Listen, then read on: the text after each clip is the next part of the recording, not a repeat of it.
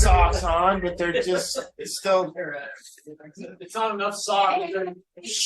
Hello, everybody. We're getting started. Happy Tuesday. Welcome, everybody. So a couple announcements before we get started. Well, first, hello, Kent. Let me see you bigger here. Hi, Kent. Hey, guys.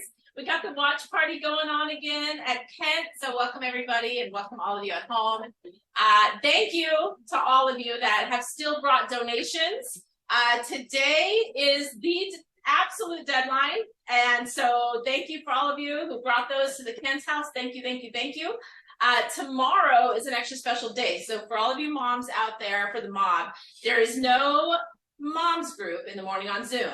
Instead, we're having a basket wrapping party there at the shop. So for all of you ladies that are local and can join us, please be there at 11 a.m. and join the ladies. We're going to have a little assembly line of basket making. We're going to have some refreshments, drinks, and things like that. So, so please come if you can. And if there are any of you that still have something that you've got in your hands, you can still get it to the ladies by 11 a.m. tomorrow. That would be the final deadline, so that way we can get everything. We got to package it all up. We got to catalog it all and get it ready for the auction coming up in 11 days. And we also need you all, if you haven't gotten your tickets yet, now's the time. Now we really need you to do that because we need to get final numbers into the Muckleshoot Casino on Friday. So time's a ticking, get your seats. It's going to be an awesome night. This is our 6th annual fundraising dinner auction at the Muckleshoot Casino. It's our biggest fundraiser of the year. Lisa, do you have a question? Yeah. Do you mean that you needed all the items that would go in the baskets tomorrow, or every single last item? Period. Well, ideally every single last item. If you've got something still coming, you can kind of give us heads up. We might be able to work something out. All the baskets are being wrapped, the shrink wrap, the ribbons, everything's being tidied up and cataloged, and descriptions being done and all that. So shoot me a message on the side and let me know what your situation is, and we can see. Okay. That sound good? Okay, yeah. You can see what it is that you have, and if we can, you know, if it's something we can still squeeze in, we certainly will. Some things we'll be able to do that, but then some things we wouldn't, because we have to close everything up. We actually have to do the prescriptions. We have to get the program to the printer. So it's if it's a live auction item, it absolutely is the deadline. I mean, as far as the details, and if you still have it, you could bring it to us. So let's just talk to me on the side and let's see what you got going. How about that? Okay. All right. I'll be able to figure something out. Okay, we can be creative. We don't want to leave anything behind. So you got some cool ideas. So we don't want to leave anything behind. So we'll work it out. Okay. Okay. And thank you for all that procuring, Lisa. You did real good with all your stuff. So thank you so much. Oh, you're welcome. So let's see, Becky, is there anything over there that you can talk about? I don't know if we can hear them over there. Okay. So can you? Yeah. Okay. Well, you know, I'm doing registration, and a lot of people have bought tickets for other people or whole tables, and I really need them to go back to the auction page. You can go to our website, battlefieldaddiction.com, click on events. If you go back to where you got the tickets, it'll say see previous registration, and you can fill in your guests' names, their phone number, and their email. That's what I need. So you can either do that yourself, or you can call me or email me a list. I'll fill all that stuff in for you, but we really got to get that done so that Angie can do the seating chart next week. So please get that going. Yes. Thank you for that. And so tomorrow, basket wrapping party, 11 a.m. Thursday, 6 p.m. is a Zoom auction meeting for the auction team. So we're getting all the final information out to the team. And I think that covers it. Okay, if I'm missing anything, I'll loop back around. And Becky, if you think of anything else, just raise your hands. But thank you, everybody. It's going to be a great event. You want to be there, get your tickets. Thank you. And those of you who can be there to help the ladies with the baskets tomorrow, just show up, be there. Thank you. Okay, so no mom's group tomorrow on Zoom. All you other ladies. Okay.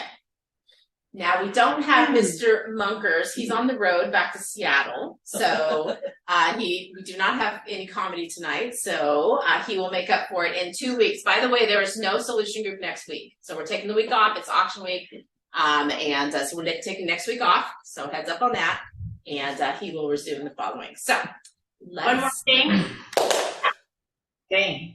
Yes, go ahead, Becky. Oh, okay. So I forgot to mention that if you have registered, you can also go back to that. You should have gotten like a check-in email. And so check your other folders, like your junk folder, your other folder. You should have an email that comes from the auction website. So it'll say Humanitrue Evergreen on it. And that's where you'll have a link where you can go ahead and you can pre-register your method of payment for bidding so that you can avoid standing in lines the day of the auction. And that, a lot of people did that last year and it went so fast. It was great. So please do that too. Like I said, if you have any questions, call me, email me. I can help you get it set up. Perfect. And I just remembered one more thing. Friday the 20th, for any of you that are available and local, we're going to need help setting up. Muckleshoot Casino sets up all the tables and all that, which is a difference from last year. It's not going to be as big of a job as it was last year when we had to do our own tables, chairs, and all that. They'll already have all that set up, but we could really use some help getting all the baskets in their place, decorating, all of that. That's going to be on Friday the 20th at 10 a.m. We are at 95% certain that we're going to be able to get into the room on Friday. Because nobody else has reserved the Muckleshoot space the day before, so they're going to let us get in. But we're at 95% certain. So mark your calendar. There's always the chance that we've got to bump it to Saturday and do all the craziness in one day. There's always that chance, and then we would need people early on Saturday. But I think I'm feeling pretty good about the fact that we can get in the day before and have it done. So then Saturday can be a breeze. So 10 a.m. Friday the 20th. Muckleshoot Casino. Men, we'd love you to come help. If you're off that day, we could use all hands on deck. We need all the help we can get at 10 a.m. Thank you. Okay, let's move it over to Art. Let's do a little sound check here and make sure everybody can hear you. Let's remove that. I can see Danielle on the screen. I can always see Danielle. How's it sound, Danielle? Good. All right, everybody's giving us a thumbs up, and I know Richard Winston had said something about the sound, so let's, hey, Richard, if you can just let us know if there's any issues, just pop me a little message in the chat again, and we'll do what we can to fix it. All right. I remember when I got sober, it was a natural thing that people said. It's still natural. It goes around here a lot. People say it a lot around here. And there's a phrase that people say, and a lot of even parents say it when they come to Solution Group or we're in this field of getting better. There's this like kind of phrase that people say, which is, I'm working on myself. And so people say I'm working on myself. And I remember when I said I was working on myself too. I remember when I said that, and I remember when I started. And can you guys, I remember what it meant to me back then, looking back now. What did it mean for me to work on myself? And because I'm always wondering when I hear people say it here, I'm like, what does that mean? What does it mean to say that you're working on yourself? What does that mean? Like, I know that you're saying it, but what is it exactly? What does that mean? And when you come, well, what I found for me was looking back, what it meant for me was I'm working on myself and everybody else isn't. That was first. So first and foremost, I adopted kind of an identity that I adopted the identity that I'm working on myself. So what I did was I went to a lot of places that it looked like I was working on myself. So if I was in meetings all the time, I could say I'm working on myself, but really, there's women there, and I was there for social gatherings, and I was there to look at the women, and I was there to meet new people, and I was there to community. But I wasn't really there to work on myself. I was there to look like I was working on myself. And then I could go to yoga retreats and say I'm working on myself. And then I could post that on Facebook and say, I'm at this meditation retreat, or I went to a meditation center. I've done a seminar, and look at the book I'm reading. See, I'm working on myself. And what it boiled down to kind of was, I'm trying to look like someone that's working on themselves. I'm trying to look like I have the identity of working on myself. And a lot of people even get kind of it gets even uglier. It's like, well, I'm working on myself. And that seems to suggest that there's somebody else in your life that needs to be working on themselves, but you just pointing out that you're working on yourself and they're not. And so this phrase working on myself really didn't mean much to me. What it meant was I'm getting a new car. It meant I'm getting a new house. I'm getting stuff. I'm building an identity. So that's what it meant. Working on myself back then for me meant I'm going to build an identity. I'm going to be known for something. You're going to know me. I'm going to do something. You're going to know me. I'm going to feel important. I'm going to matter, whatever that meant to me about working on myself. The problem is that as life goes on and you go through the process of recovery and you go through the process of getting stuff and at some point the rubber meets the road. And what that means is that normally a lot of people that are recovering addicts, they go into recovery and they work on themselves, which means they get stuff and they build their identity. And yet the same feelings and the same experiences are still happening to them in life. So lo and behold, they get loaded again and they can't figure out why. They can't figure out what happened. I thought I was working on myself. I worked so hard. Well, you went to a lot of meetings and you showed up around places that people kind of looked like they were working, and you read books and you posted them on Facebook and you said, this is what I'm doing today. And that was just what you did, but that doesn't do much to change the experience of being you. So that doesn't really do anything. So what happened for me was at some point the rubber met the road and I saw what the problem was. And I saw it very clear that the problem was a couple things. One, that I got upset a lot, and one, that I got angry a lot. And these were two of my biggest things. And now all of a sudden I realized that I got upset a lot and I got angry a lot, and I didn't want to get upset a lot. And I didn't want to be angry a lot. And so all of a sudden there was something that showed up that was like, well, I don't want to be pissed off at people. I don't want to be resentful. I don't want to be worried. I don't want to be panicked, and I don't want to be angry. And when you decide in your life that you don't want to be angry and you don't want to be upset, well, there's a process to that, because some people say, I don't get angry anymore. Yes, you do. You're faking it.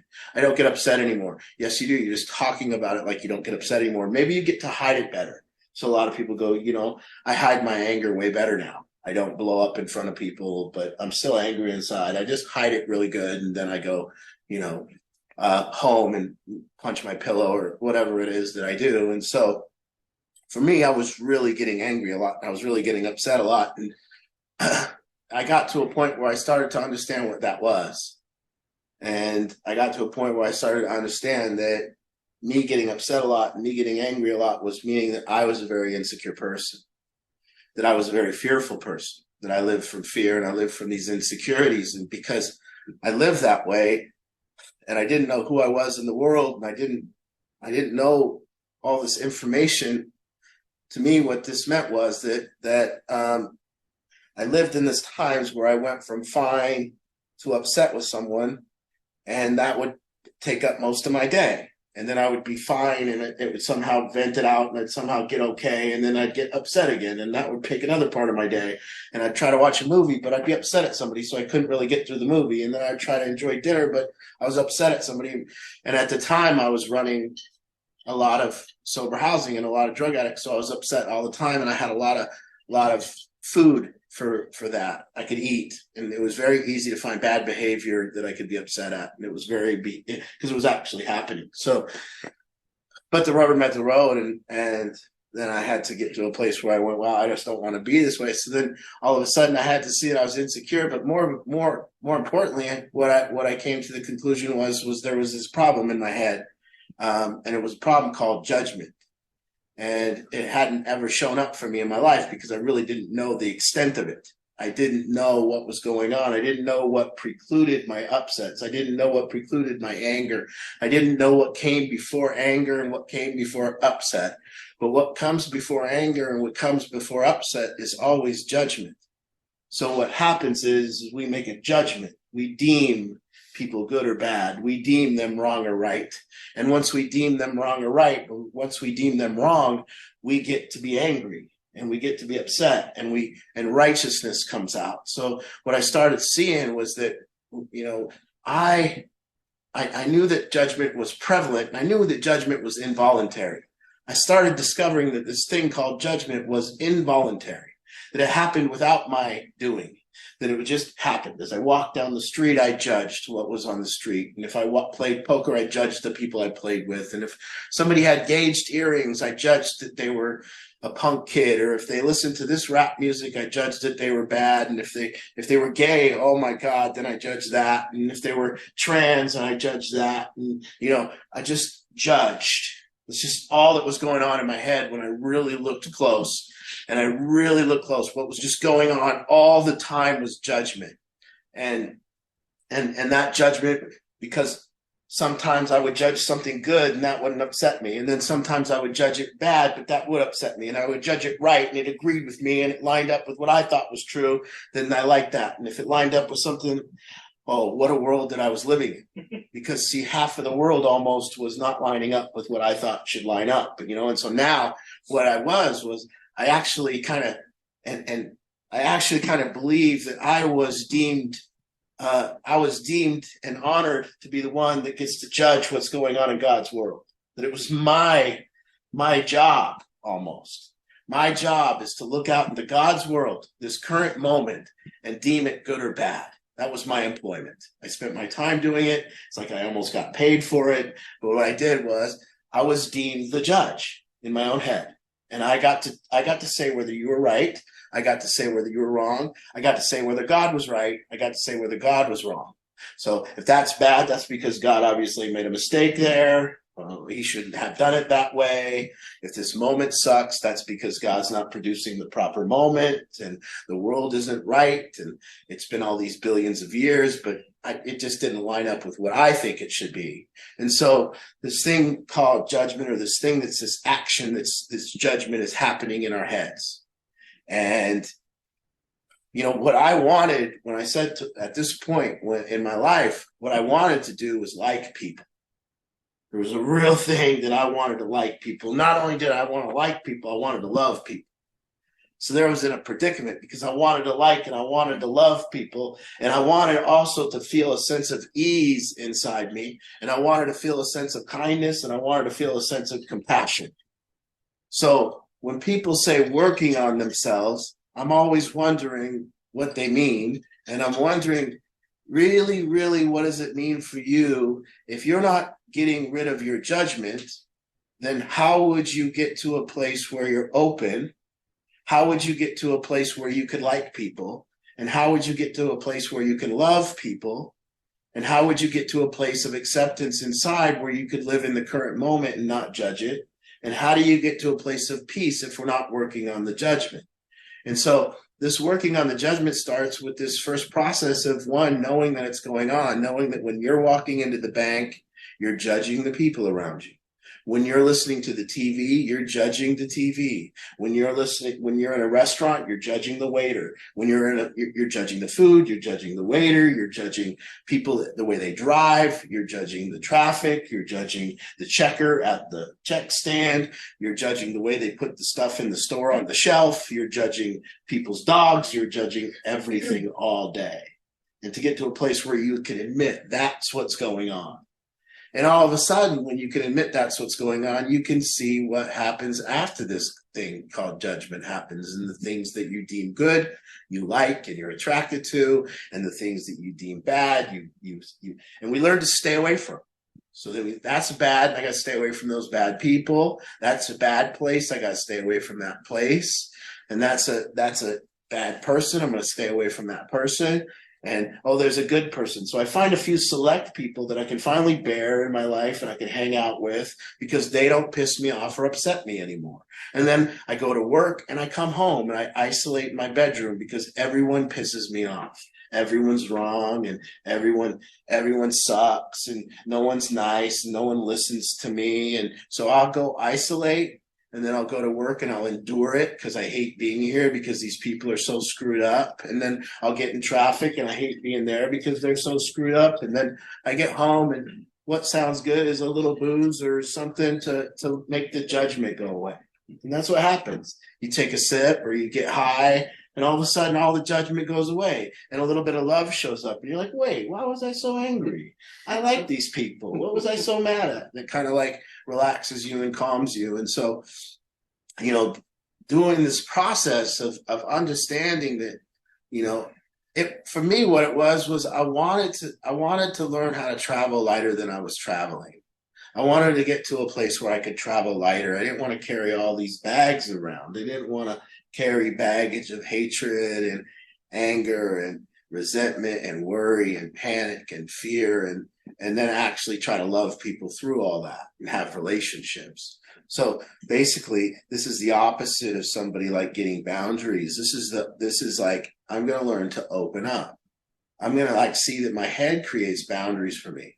My head creates boundaries all day through its judgments. It's telling me where I should go to not get upset. It's telling me where to go, that it's okay that people agree with me. And my head creates these crazy boundaries that have me limited in who I can be with and who I can hang out with and who I can love.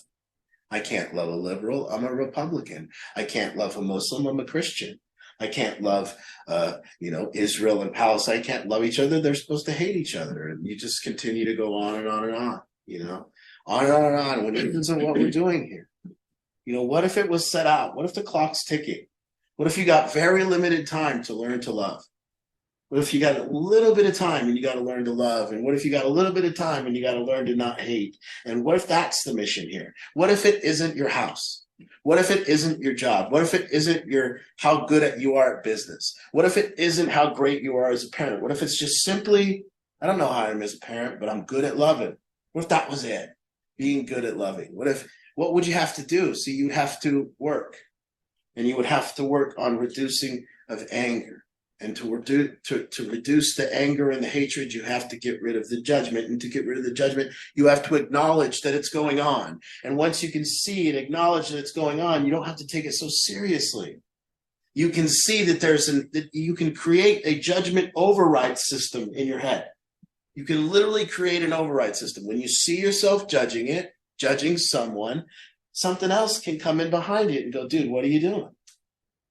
What are you doing right now? You're judging somebody you don't even know. You're basing hatred or anger or love off something you know nothing about, something that's just simply your mind's belief, mind's opinion. And so for me, what's frustrating, or not frustrating, but what's happens and what I listen to is people continuously saying they're working on themselves.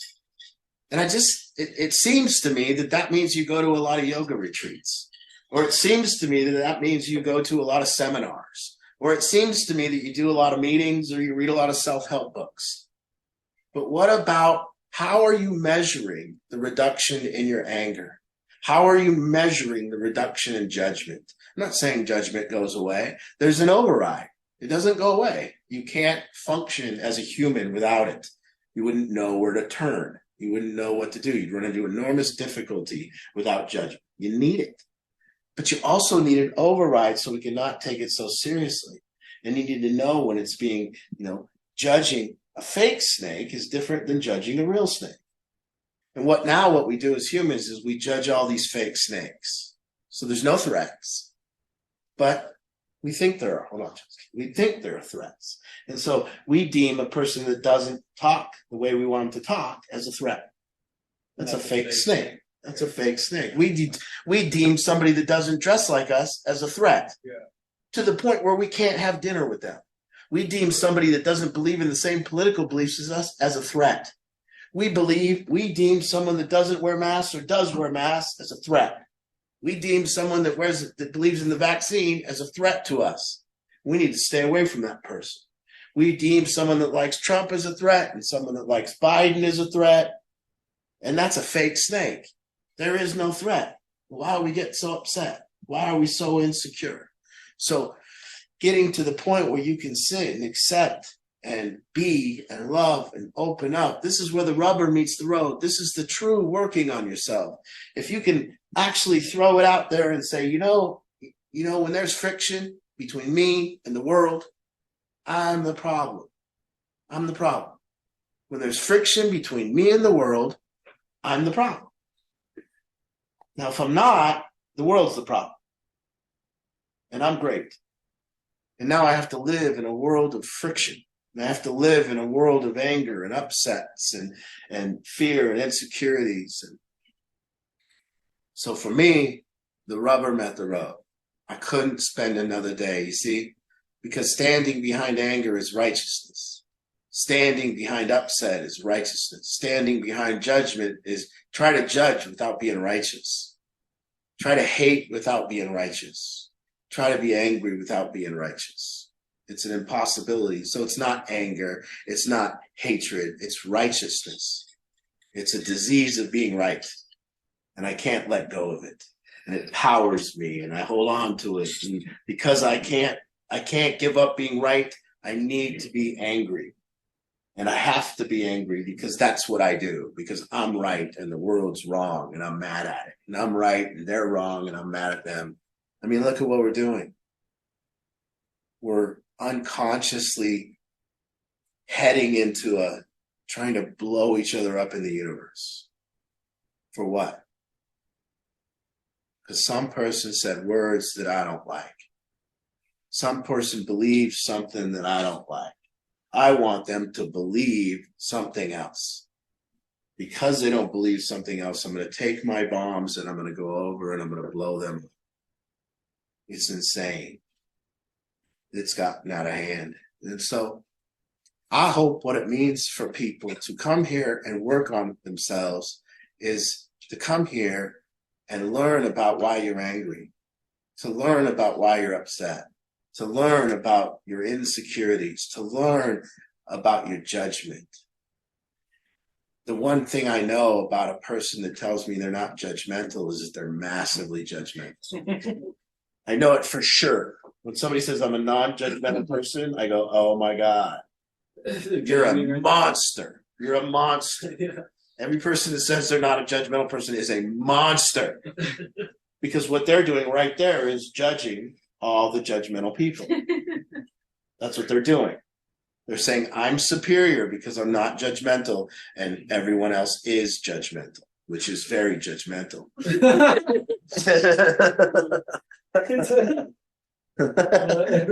So to be non-judgmental would be insane. It would mean that you don't even know where to cross the street. You don't even know whether to grab a thorn off a rose or not. You don't even know. To be non-judgmental would be absolutely like a baby. A baby is non-judgmental. They'll just drop right in the pool not knowing how to swim. They'll put their hand on a stove. They'll walk up to an axe murderer and give him a hug.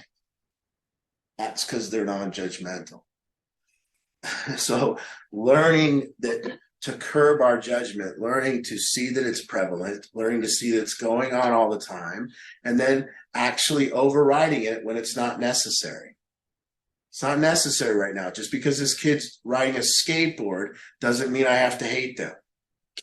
It's not necessary right now because this person's wearing a yarmulke. I don't need to hate them. This person's wearing a Muslim robe. I don't need to hate them. Just because this person got high, I don't need to hate them. Just because this person's homeless, I don't need to hate them. My judgment wants to point out that I'm better than them and say I'm better and I'm superior and I could hate them or be angry with them. But I need an override system for that. I can't just let it go wild because I'll spend the day in a superior state of smugness. And it's still prevalent today, the judgment in my head. But you notice it. I notice it and I don't want any part of it. And I have to override it because I just don't want any part of it. I want to give people the chance. I want to get to know people. You know, almost back in the day, it used to be like you go somewhere and you meet somebody and you just automatically hate. I hate that person. And then then you have to stay around them long enough. And then all of a sudden you go, remember, we hated each other. You know, and it's always true. Remember, we hated each other when we met. I hated you when we first met. I hated you. It's like, we first met and we hate? It should take years to hate. You know, I want you guys to take a long time before you hate me. You know what I mean? Don't hate me right away. Years. Yeah, really look into me before you hate me. You know? Give me a chance.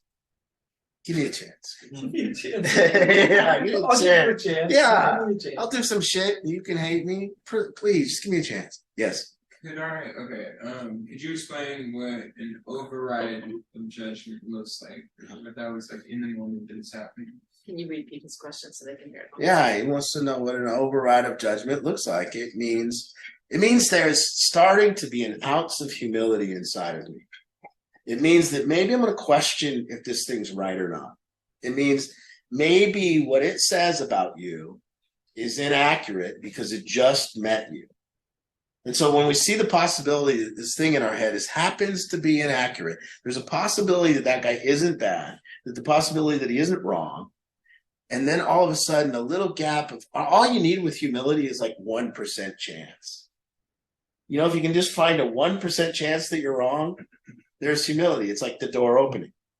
It just takes 1%. But the kind of hate that we're talking about is a 0% chance that I'm wrong.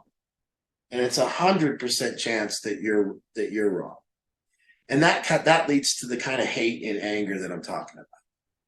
There's a 0% chance based upon my beliefs that, and no facts, but just based upon that you're bad and I'm good. And that's there's still the light, fun judgment. Hey, what an asshole. This waiter sucks. There's all kinds of fun little judgments, but I'm talking about the ones that really stick. The ones that lead you to consider that person for the hours after about how you disliked them and how they bothered you. And these are the things that I'm talking about growth. This is how we measure growth. There's friction, measure that. And now, how much friction is your life right now when you try to act with groups of people? If there's a lot of friction, you need a lot of growth. And when there's friction, you have to go, wow, I'm like not agreeing with the world right now. I'm at odds with the world. So it's me. I don't want to be at odds with the world anymore. I don't want to be at odds with people anymore. So there's friction, I need to grow. Friction, I need to grow. Now, if you feel that you're friction free, well, you're probably a pretty accepting and non-judgmental person. You just go out and tell everyone, but that's good. That's good. It'll be a lot easier for you, But if we can see, oh, maybe there's a chance I'm wrong here. Or maybe there's a chance you know something. Maybe there's a chance that your experience is different than mine. And when you're telling me your experience, I don't have to go, that's not how it is. I can actually go, maybe that's how it is for them. It's different, And I'm not saying believe me, for me, it's like the door opened 1% and still I'm pretty right. You know what I mean? I like that, I still am pretty, I know an asshole when I see one. Yeah. You know what I mean? I know some bullshit when I hear it,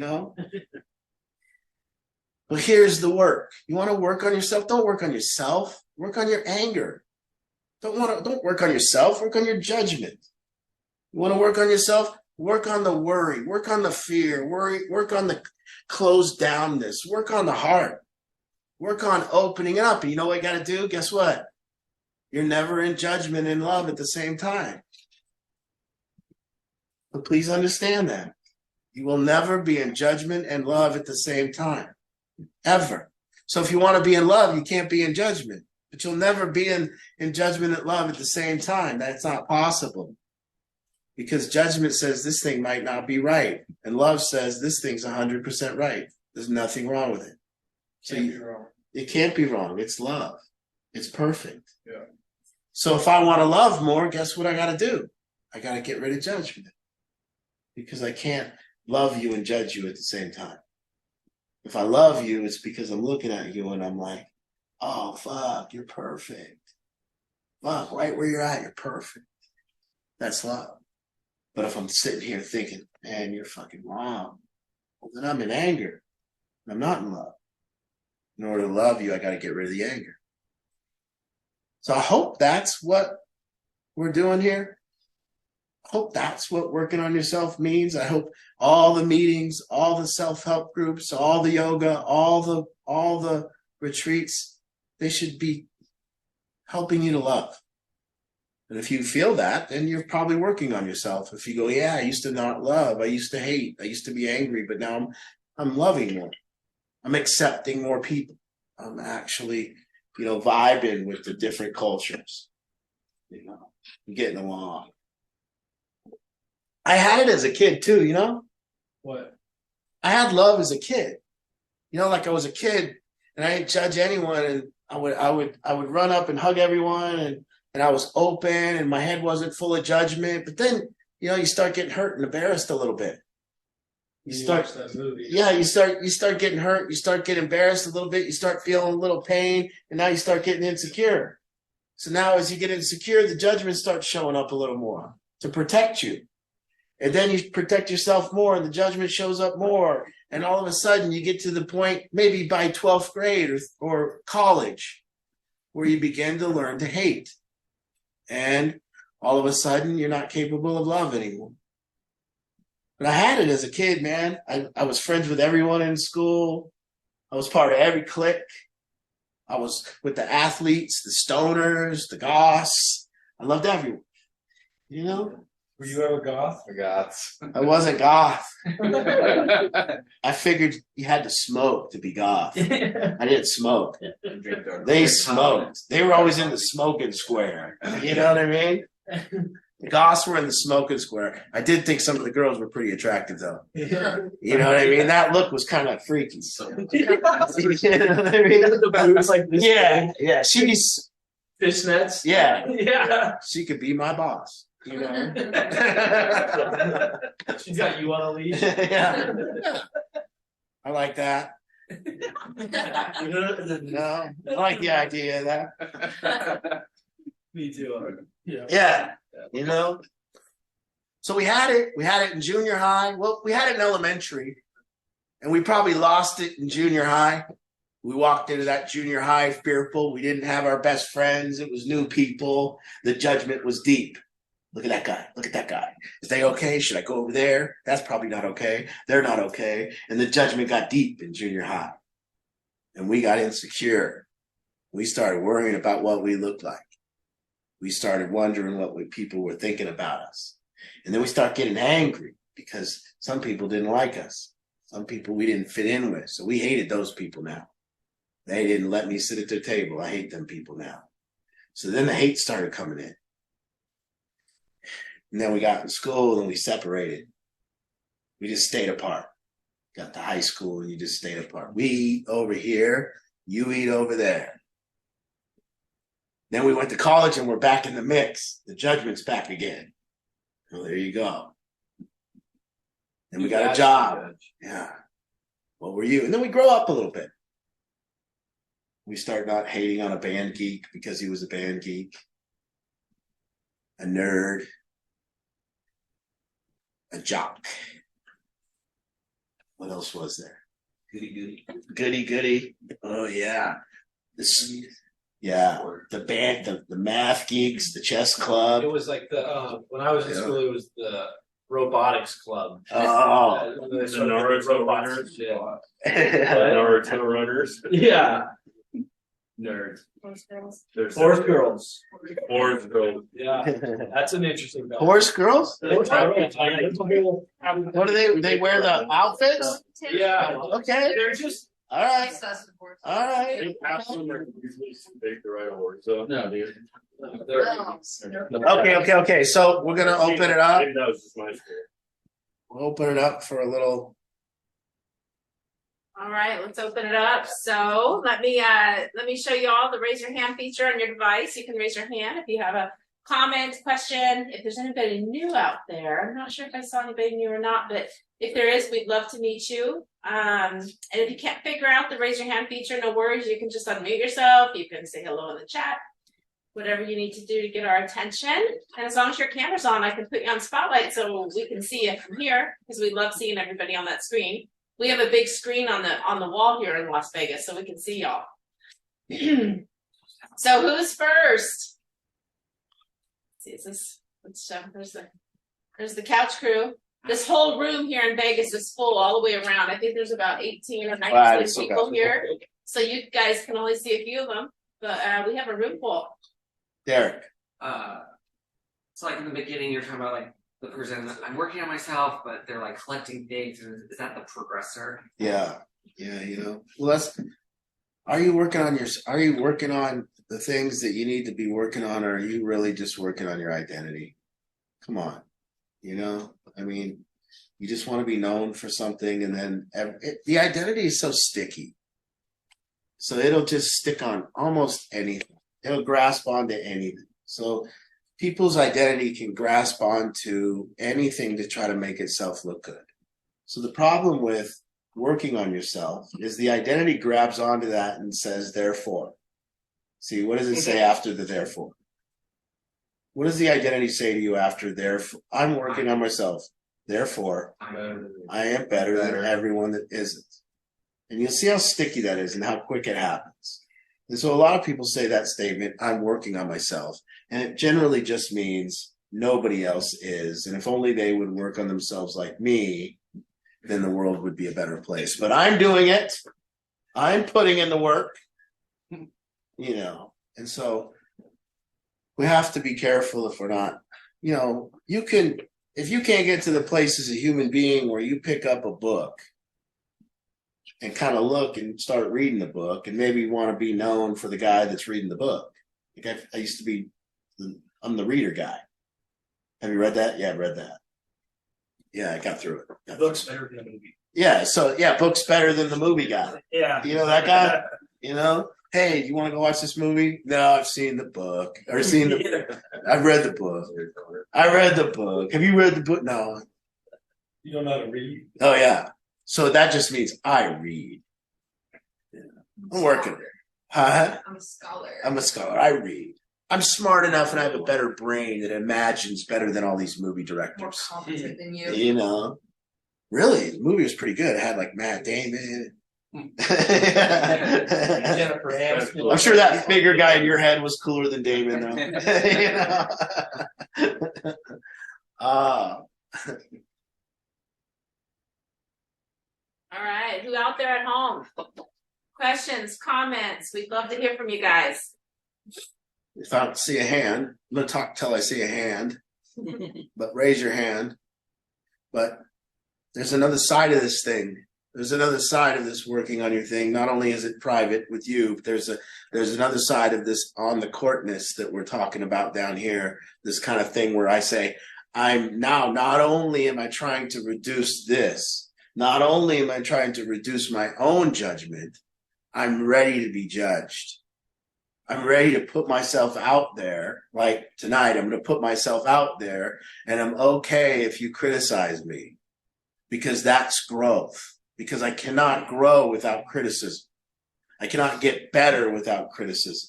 So I'm okay, and growth comes when you do both. When you're actually trying to reduce this anger, reduce this hatred, and also you're trying to get on the court and let people put you on trial and never fight back and say, look, that's right, I probably need to improve in that way too. So there's two sides of this thing, this getting out there and getting judged too.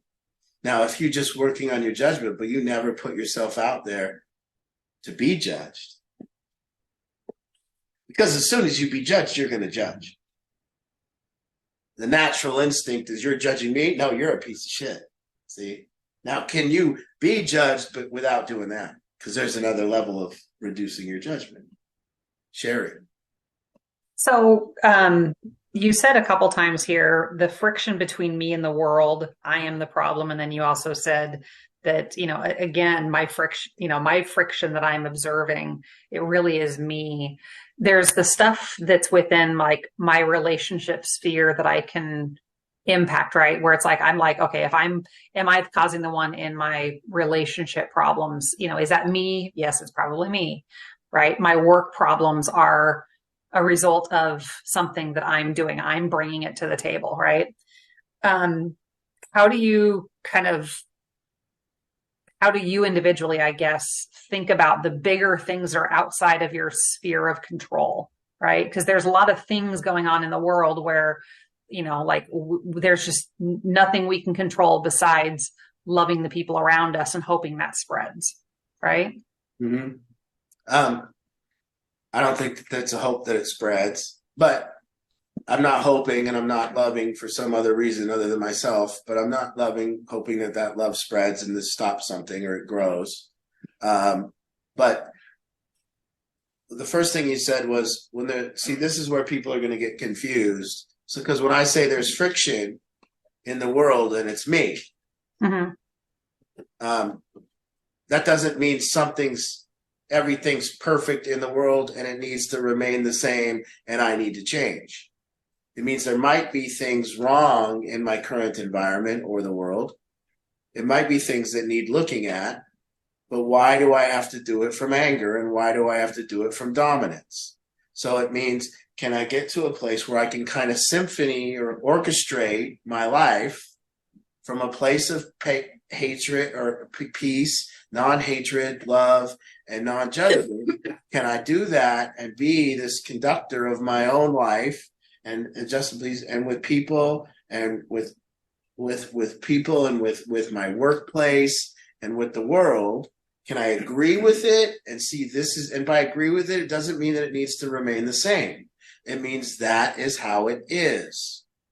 I'm not appalled. I'm not anything. That's just how they are right now. Now, could I improve this person through love and however I can do it and make the world better or make my environment better? Yes. So the friction part is simply, I can't conduct my life from friction. Therefore, I need to look into why I'm so twisted. I can't have all this twisted feeling and try to dominate and control everyone around me. I got to have a feeling of peace and ease and love, and then maneuver however I need to maneuver. The way I deal with things, the things that go on in the world is I don't. I can't get twisted up about it. I don't have an opinion. I have zero understanding. And I'm especially not going to get all twisted up by watching TikTok and think I know something. Because I'm not being informed by TikTok and social media and think I know something about the world, to the extent where I'm going to get twisted up over the world because dipshit on TikTok told me about it. And I'm not going to look at Fox News because they're going to lie to me. And I'm not going to look at MSNBC because I feel they're going to lie to me too. They both have dogs in the fight. So I'm not going to listen to somebody tell me facts that's got a dog in the fight. So I just don't listen. I don't know. If I wanted the news, I'd have to go there, and I don't even know if I'd get the truth then. And if I want the news about anything, I don't know. So I'm not. I just at this point, I leave it alone. Nothing I can do. Yeah. I mean, most people at this day and age are getting their news from their phone. Mm-hmm. And what would you know off your phone? I mean, really, somebody's on that phone telling their story about how it is. Have you ever told your story about how it is and had it differ with the other 10 people that were in the room at the same time?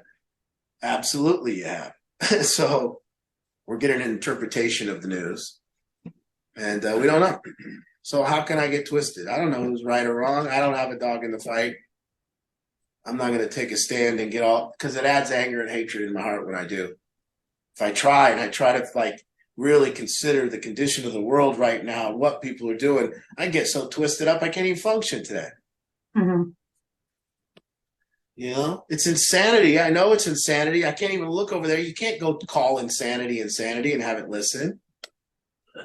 It doesn't. Notice whenever you're trying to say something's insane, it'll never listen to you and agree. Whether that's a person, you tell something that's insane, they don't go, yes, I am. They get more.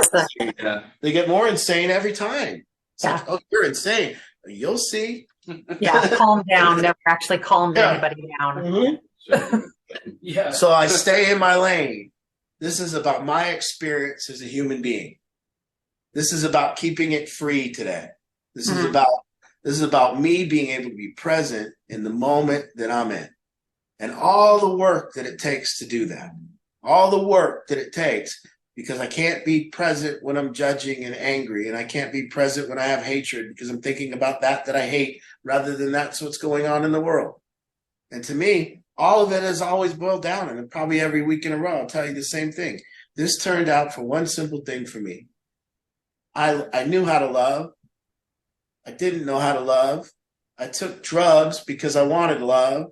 got sober, didn't know how to love, and now I'm spending the rest of my time learning how to love. There's my life. I was a child and I loved my grandma. I loved everyone. I went up and hugged everyone. Then I was a little kid and I started getting leery of people and I didn't love anyone. And then I started getting hateful when people didn't like me. And then I started doing drugs to get rid of from that hate and that lack of love. And then I got sober and I wanted people to like me and love me. So I went about the business of building my identity. And then that didn't work. And then I still didn't love people, even if they loved me. And then I got to the point where I figured it out. I'm going to have to learn how to love. And then I'm just going to go ahead and spend the rest of my life doing that. And that's not easy because judgment's in the way. You ever eat your favorite ice cream and judge it? There's no judgment. You're just going, yum. Until someone Yum. tells you that ice cream sucks. Yeah. You ever look at a sunset and go, I don't know. It could be a little better. You know, I mean, God's got some work to do. You know, he really messed up tonight's sunset. Yeah. Jeff is asking a question in the chat. Yeah. What did you find to be the most effective at getting rid of judgment? Just seeing it. Just seeing it. The observation of it makes it diminish. See, when people can't see that they're judging, they're just right and they're just wrong. They're just right. So they don't see that they're judging and then all of a sudden they're right. And you can't tell them differently. And so the override of this judgment system is this possibility that I'm not right. This possibility that my mind, although it seems pretty sharp, may not have all the information. It may just have a tidbit, and it may be opinion based. And maybe somebody's lived 40 years and my superior mind still doesn't have the knowledge to understand their 40 years. Maybe I could just back it down a notch. And so it begins to judge, and I can just back it down a notch and go, maybe I don't know. Maybe they've been through something I have no idea about. I mean, just as quickly as we drive down the freeway and we see a driver and we deem them an asshole because they moved into our lane. He just moved into your lane, what you do 100 times down the road, but just notice that your mind deemed them an asshole for it. And notice how serious that is. Somebody forgot to open the door for you and they went in the bank before you. Mind, asshole. You know, we are, and you know, that's true. I got to the point where I went, maybe I'm not the anointed one. Maybe I don't get to be judging the way it is. I just get to kind of have some gratitude towards it and look out there and go, whoa. Maybe I'm not even qualified to judge the way my parents parented me. That's a big one. People coming and judging the way their parents parented them when they're not even parents. I know people that don't have their kids that judge the way their parents parented them. Have lost their children and now judge the way that their parents parented them. This is prevalent. And that's insane. See, we should be the least judgmental people in the world. All of us sitting in this room. We robbed people. We lied to people. We cheated. We snuck into people's wallets and took their money. We did drugs and hurt other people. What would give us the right to judge other people? Yeah, and they're not. Yeah. Someone should be, at least when you say that, saying someone should be. And all that being said, with all that judgment being said, we still do it. With all what I just said. And so that's why this important override system is so necessary. This system where I can just go, I'm nuts. Yeah. I'm nuts. You know, it's such a good, you know, I'm nuts. I mean, a guy sits down. You know what I do when I go to the poker table? I got my hat on, my AirPods in. I got a wad of money. I got my little man purse bag that I carry. Yeah. You know? Yeah, you do. So I got my man purse bag, I got my water money, I got my hat, and I got my AirPods in, and I'm about to sit down, and I pull out my water money and I order a couple thousand chips. And then somebody else comes up that's dressed exactly like me and does the exact same thing. It has his own little man bag, man purse, and my head goes, what a prick. Who does this guy think he is? Seriously. Yeah.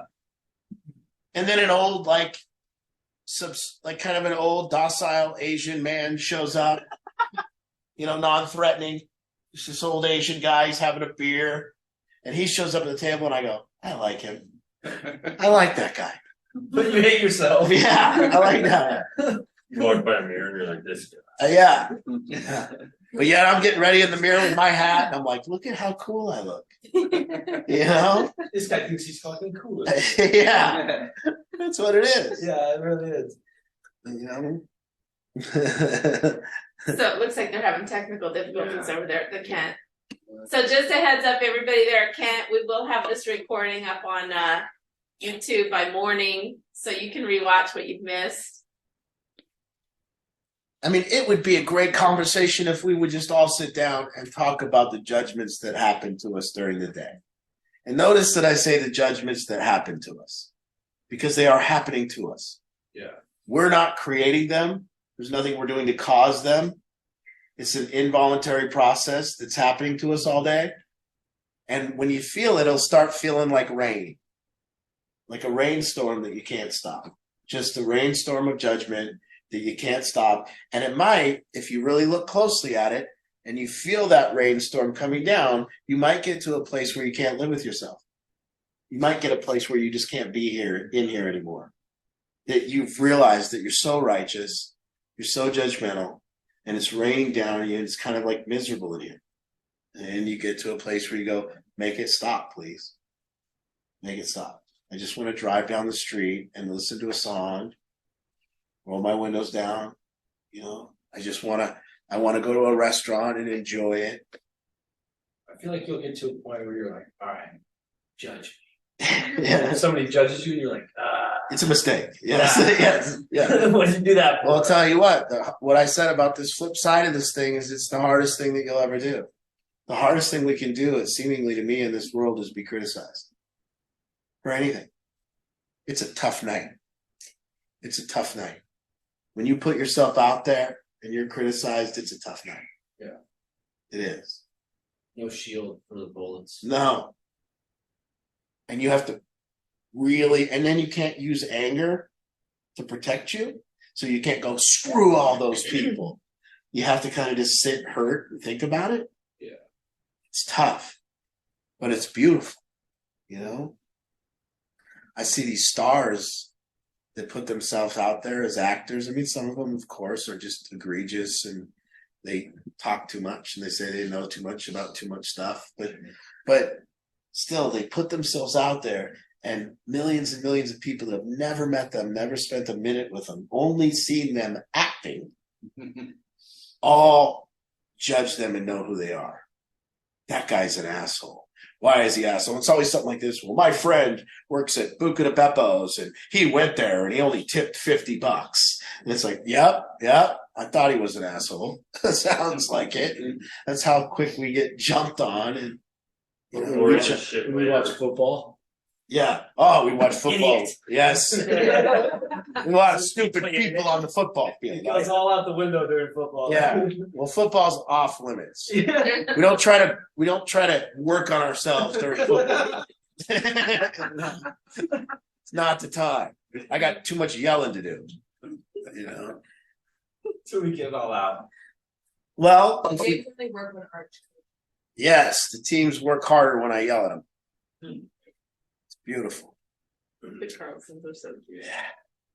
Well, I think we'll just close it up for tonight. Right, that sounds good. Technical So difficulties. all you moms out there, just a reminder, there's no mob on Zoom tomorrow, but we will see many of you in person at the wrapping party. Those of you who can make it, 11 a.m. at the Kent Shop. Thank you. Get your auction tickets, please. And any of you that can come and help set up on Friday the 20th, please let us know. Thank you so much, everybody. No solution group next week because we're busy prepping for the auction. And a group of us are going to be at the Pink concert too, I will admit. So that's why. That's why. Tuesday. Weird. Night. And Thank you guys. we'll see you at the auction. Bye, everybody. Good night. Good night.